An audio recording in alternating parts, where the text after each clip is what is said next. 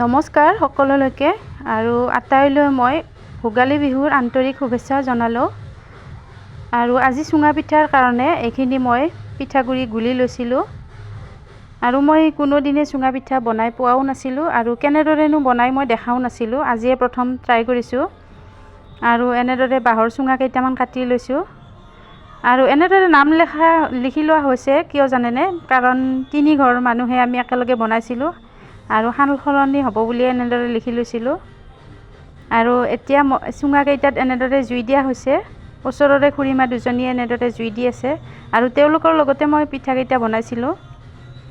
আৰু মই এনেদৰে নিজে কেতিয়াও বনায়ো পোৱা নাই আৰু দেখিও পোৱা নাছিলোঁ, এইবাৰে প্ৰথম।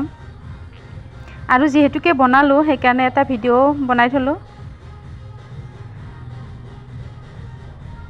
কাৰণ এনেদৰে চুঙা পিঠা মাহঁতৰ ফালে কেতিয়াও নবনায় আৰু বনাবলৈ নাজানেও। আৰু ইয়াতে দেখিছোঁ মই বনোৱা।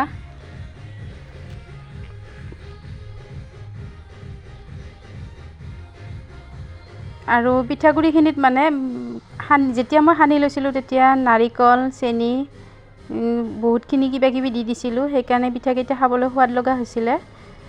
আৰু চুঙাত ভৰোৱা ভিডিঅ'টো আৰু সানি ৰখা ভিডিঅ'খিনি মানে ডিলেট হৈ গৈছে, মাজৰ পৰা গমেই নাপালোঁ। এনেই আৰু অকণমান দেখুৱালোঁ।